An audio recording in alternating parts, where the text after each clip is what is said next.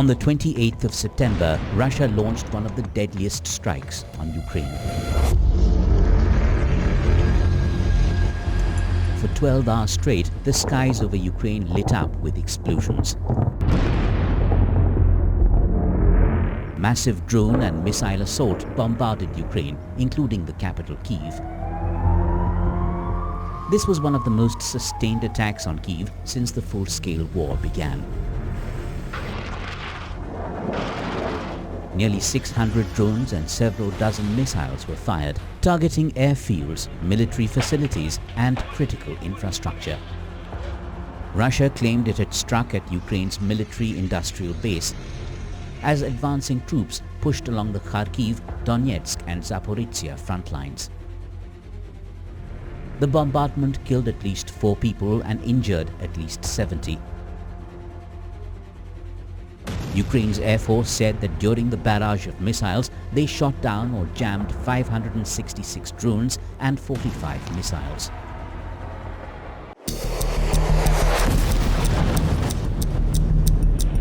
A social media clip released on the day of the attacks showed the moment of a missile attack on a power station in Russia's Belgorod. The facility was engulfed in flames as missiles rained down, sending huge clouds of smoke into the sky. The attacks caused blackouts, injured civilians, and forced emergency crews to work through the night to restore power. The enemy has hit the infrastructure. We are now assessing the damage.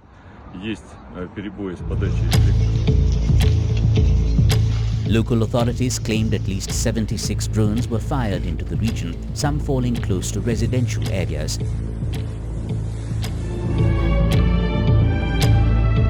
Images circulated online showed Belgorod's Philharmonic Orchestra performing by torchlight,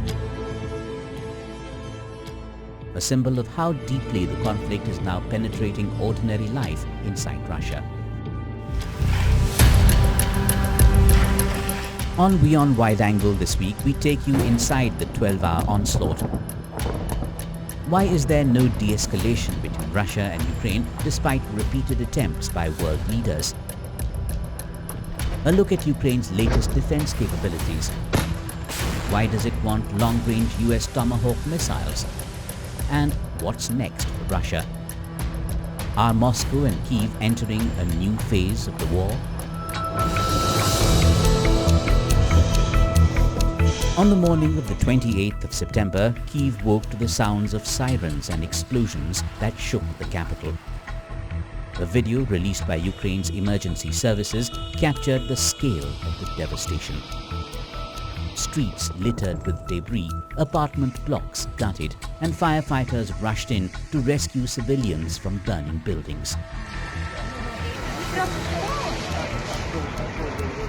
The overnight drone and missile barrage left parts of the city smoldering, with residents pulled out from under rubble and homes reduced to shells.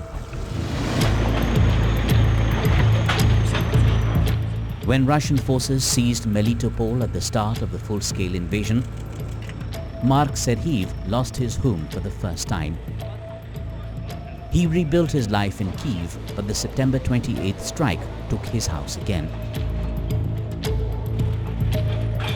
A father of 3, he pulled his youngest son from under the rubble after the blast. The family escaped with their lives, yet Mark now sits outside the ruins of his home for a second time. We lost our home for the second time today, but thank God we are alive. I woke up because a cupboard fell on me. My wife started to scream, "Children, call children." I called my eldest son, who was 13 years old. He replied, "Daddy, we are alive." I went upstairs to their room and we pulled out the youngest. Then we went downstairs all together. I did not know the strike site was so close to us. It was very close. We went outside and I saw a part of a missile or something else that was still on fire. There were explosions. In Kyiv, Taras and his family were asleep when a missile struck their apartment block. The blast shattered windows and sprayed glass across their bedrooms.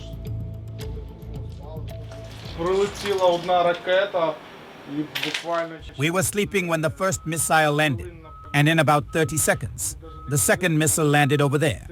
Look, if you have a look at the floor, you will see that all the windows were shattered. There are numerous glass shards.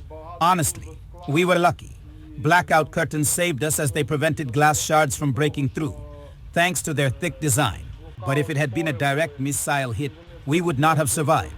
We live on the 10th floor.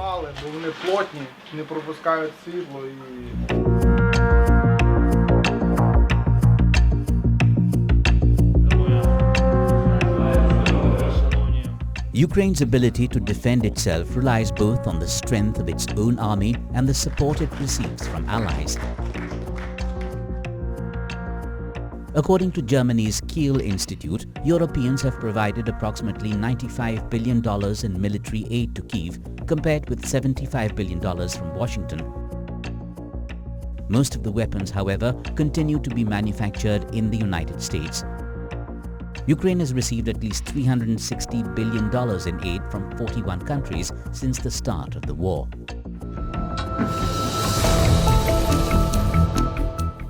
There's no end in sight, despite US President Donald Trump's diplomatic initiatives, including separate summits with Russian President Vladimir Putin, Ukrainian President Volodymyr Zelensky, and other European leaders. According to open-source maps of the battlefield, Russia controls nearly 14,500 square kilometers, or 19% of Ukraine, including Crimea, and a major chunk of territory in the east and southeast of the country. Trump, reversing his earlier stance, has said that Ukraine has a chance at regaining territory. In fact, Washington said it was considering Kyiv's request to obtain Tomahawk cruise missiles, which have a range of 2,500 kilometers, good enough to hit Moscow if fired from Ukraine. Russian officials warn, saying providing these missiles to Ukraine could trigger a steep escalation. Listen to what US Vice President J.D. Vance said in an interview about Ukraine's new request. And you asked this question about Tomahawks. It's something the president's going to make the final determination on. What the president is going to do is what's in the best interest of the United States of America. That's the driving light between his foreign policy decisions, between his defense policy decisions, and that will be the same heuristic that we apply to how we answer this question about Tomahawks. I'll let the president speak to it, but I know that we're having conversations this very minute about that issue.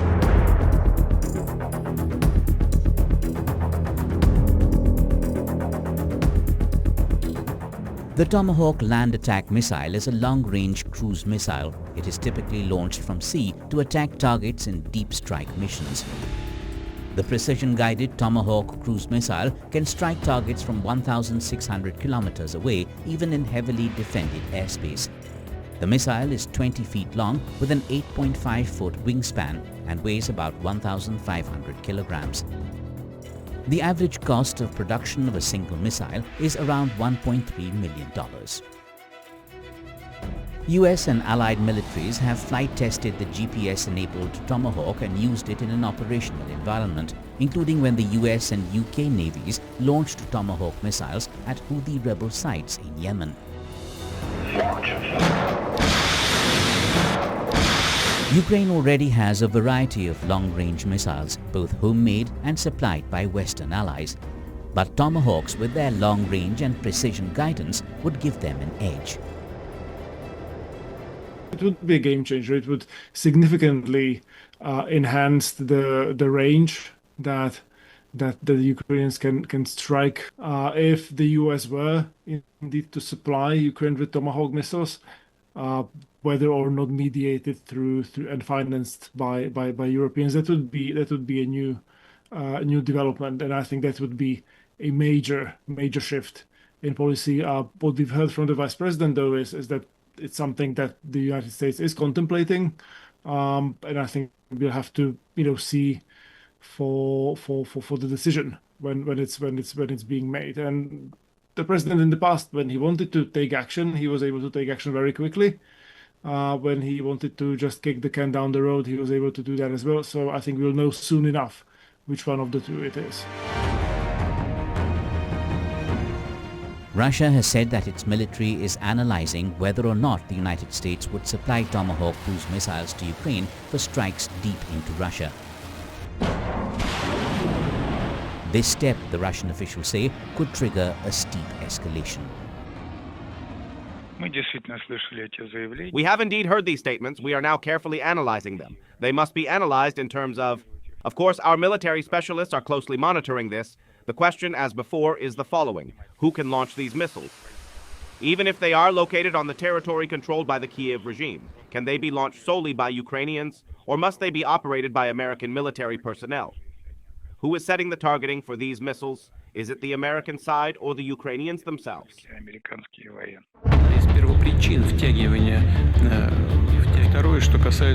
Russian President Vladimir Putin has previously said that Western countries will make themselves direct parties to the war if they supply weapons and intelligence to enable Ukraine to fire missiles deep inside Russia. US President Donald Trump has not restored military assistance, which he halted after assuming office. Remember, he paused shipments of US military aid to Ukraine after his heated Oval Office argument with Ukrainian President Volodymyr Zelensky in February. He's not speaking loudly. He's not speaking loudly. Your country is in big trouble. Can I Wait a answer? minute. No. You've done a lot of talking. Your country is in big trouble. I know. You're not winning. I know. You're not winning this. You have a damn good chance of coming out okay because of us. Later, Trump said NATO countries can buy US weapons and give them to Ukraine. This is now happening on a limited scale, though not at the level at which the US had been supplying weapons under former President Joe Biden. As a result, Ukraine is ramping up production as rapidly as possible.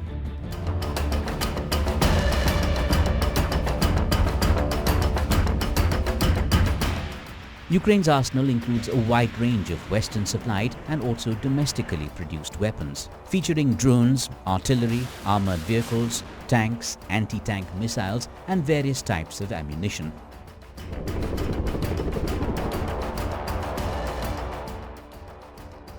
On the eve of the war, Ukraine had only a few drone makers. Today, there are more than 200 companies producing millions of drones each year. From small FPV kamikaze drones to long-range loitering munitions like the Skyline and Peklo. These UAVs are cheap, fast and deadly. Ukraine has even created a special branch of its army dedicated to drone warfare. In June this year, Ukraine demonstrated the effectiveness of its drone warfare by launching a large-scale drone attack against Russian military bombers in Siberia, striking more than 40 warplanes thousands of kilometers away from its own territory. Dubbed Spiderweb, the operation saw drones hit targets across a large swath of Russia. Video from several military airfields across Russia showed destroyed aircraft and planes engulfed in flames. Among the targets, Tu-95 and Tu-22 strategic bombers were also hit, which Russia uses to fire long-range missiles at Ukrainian cities. Ukraine's second key weapon is long-range missiles. The country has adapted its own Neptune system, an anti-ship missile which has a range of around 1,000 kilometers. Described by Ukrainian President Volodymyr Zelensky as his country's most successful weapon, Flamingo has a range of over 1,600 kilometers. Ukraine reported its first use in August 2025. Apart from these, Ukraine received advanced missiles from the West, including Storm Shadow, Scalp, Harpoon and Atacams. These have enabled Ukraine to strike deep into Russian territory, targeting supply hubs, command centers and air bases.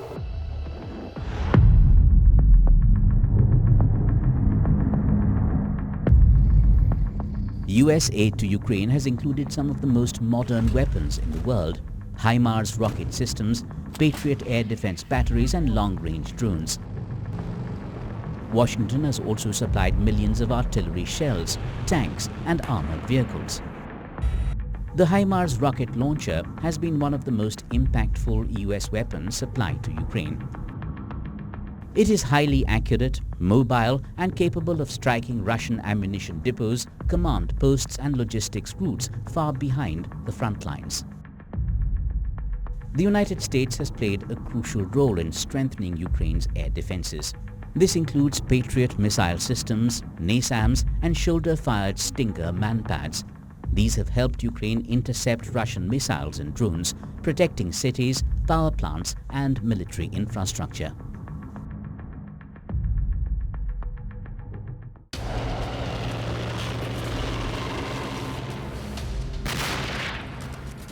When he was running for office, Donald Trump promised he would end the Russia-Ukraine war in 24 hours. But over the past 8 months, with his changing stance, efforts to secure a ceasefire look like a distant dream.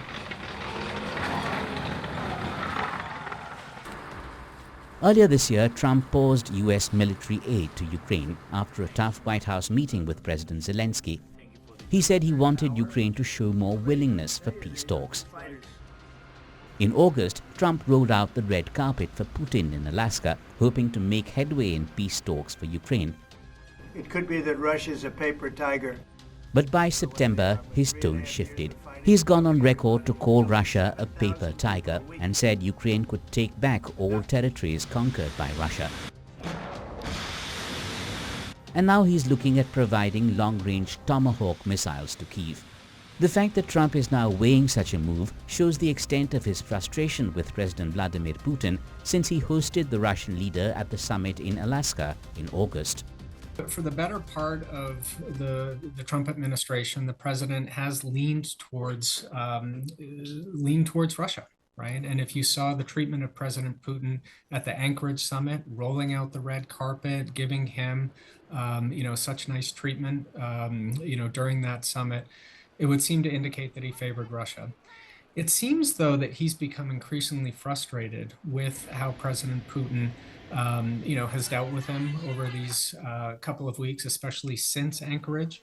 Over the course of that time, we've seen Russian strikes into Ukraine that have targeted the capital itself, have hit government buildings, and has also hit the European Union's buildings inside of Kyiv.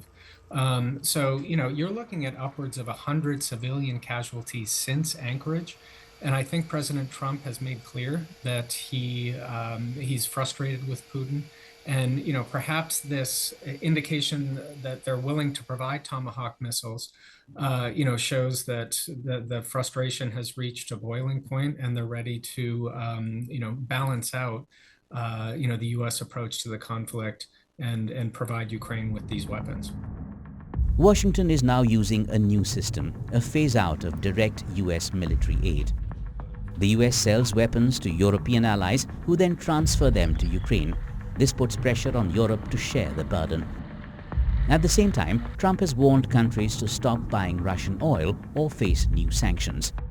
This change in strategy, with the potential of long-range missiles, stronger air systems and US training, could significantly boost Ukraine's defense. But it comes with a huge risk, a steep escalation. Putin has repeatedly warned that Russia reserves the right to strike at military installations in countries that let Ukraine use their missiles to hit Russia.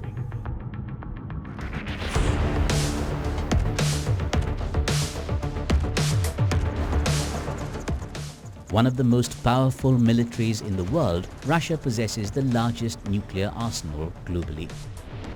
On the battlefield in Ukraine, Russia has relied heavily on missiles, air defenses, drones and artillery to try to wear down Kyiv's resistance.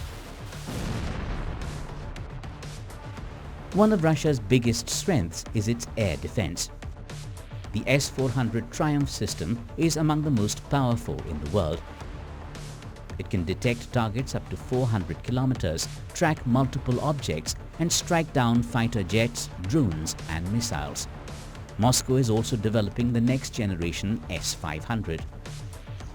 Designed to counter ballistic missiles and even some satellites. Russia's main striking power comes from its missiles. The Caliber cruise missile launched from ships or submarines has repeatedly hit Ukrainian infrastructure. The Iskander ballistic missile system is mobile, hard to track and highly accurate. Another weapon is the Kh-101 cruise missile fired from strategic bombers deep inside Russian airspace. These long-range strikes have allowed Moscow to attack Ukraine while keeping its planes and troops far from the front. Russia has turned to drones for constant strikes. The most famous are the Shahid kamikaze drones, reportedly supplied by Iran and also produced locally. They are cheap and slow and launched in swarms to exhaust Ukrainian air defense. Russia also uses Orlan surveillance drones to guide artillery fire and Zala Kub loitering drones that can dive on targets.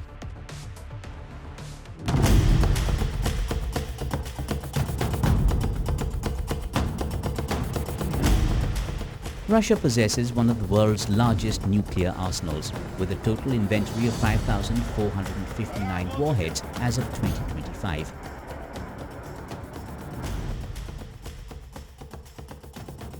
Of those, roughly 1,700 warheads are deployed on strategic systems. That includes those on land-based intercontinental ballistic missiles, ICBMs, submarine-launched missiles, SLBMs, and heavy strategic bombers. In addition, Russia maintains a large number of non-strategic or tactical nuclear weapons for shorter range or battlefield use.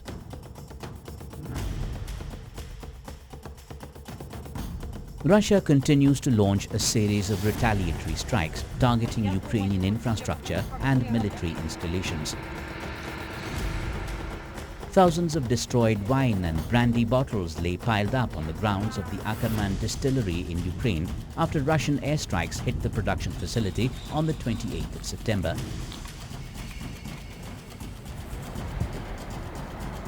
"50 people were working on the night of the strikes. No casualties were reported."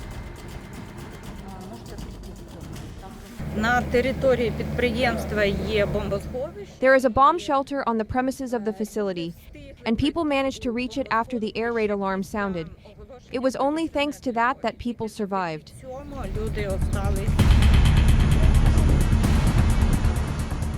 On the 30th of September, Russia launched a rare daytime drone attack on the Ukrainian city of Dnipro. The attack killed one man and injured 20 other people. It also damaged medical facilities, residential and office buildings.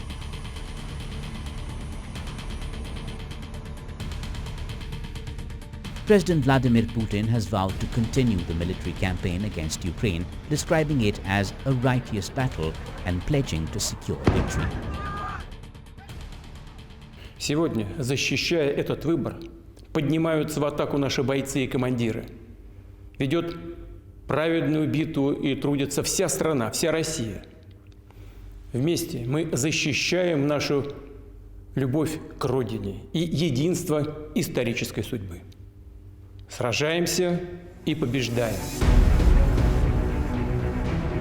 In September, European allies vowed to respond to any further Russian violation of NATO territory after 3 MiG-31 fighter jets reportedly entered Estonian airspace without permission. The intensified military operations in the region have raised fears of further escalation and instability. Will there be any breakthrough in the coming days? With the war into more than 1,300 days, the world watches with caution.